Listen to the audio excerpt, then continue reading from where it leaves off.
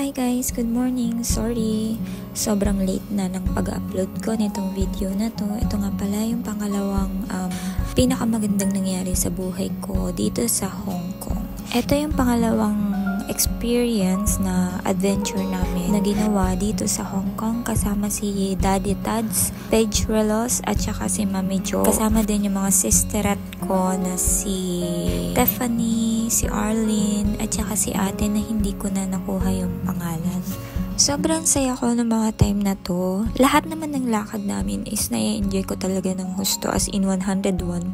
Kasi yung mga place na ipinapa-experience sa amin ni Daddy Tads tsaka ni Mami Jo is lahat talaga siya is first. So kapag dinadala nila kami sa iba-ibang place dito sa Hong Kong at pinapa-experience nila sa amin yung mga nauna nilang na-experience, ay sobra talaga yung saya na nararamdaman ko. Yung direction nga pala papunta dito sa kayaking ay ang natatandaan ko, nagpunta kami sa Sai Kung malapit sa pier, and then lumiko kami bandang right side, and then sumakay uli kami ng bus. After nun, yung bus na sinakyan namin from the pier ang naghatid sa amin papunta malapit dito. So pagkababa po namin galing dun sa bus na naghatid sa amin dito, naglakad lang kami ng unti at makikita na nga yung place kung saan ka kukuha nitong mga pangangailangan mo sa pagkakayaking. Doon ka na rin magbabayad. First, ang akala namin na babayaran namin is amount of 150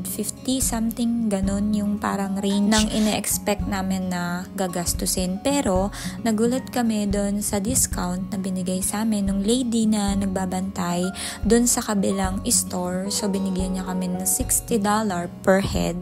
Kaya tuwang-tuwa kami kasi may pang dinner pa kami. Isa pa sa nagpapasaya sa akin sa mga ginagawa namin every Sunday is yung pagmamahal at saka yung support ni Mami at saka ni Daddy Tads dito sa amin. Kasi nga hinahayaan nila kaming ma-explore yung mga bagay na never pa namin na-experience sa buhay namin. With guidance, di ba? Uulit-ulitin mo talagang sumama kasi nga mafe-feel mo talaga na sumama talaga lagi sa kanila kasi nga mafe-feel mo yung pagmamahal nila sa'yo, pag-aalaga nila sa'yo, yung support at saka yung kagustuhan din nila na masubukan mo yung mga bagay na takot kang masubukan. Ang natatandaan ko ng mga time na to is nag-start kami around 12 something ganun ng tanghali. Bali pagka-start namin, dun kami nagpunta sa kabilang island. Pagkapunta namin sa kabilang island, dun kami kumain. And then after namin kumain, nag-spend kami ng onting oras, 20 minutes.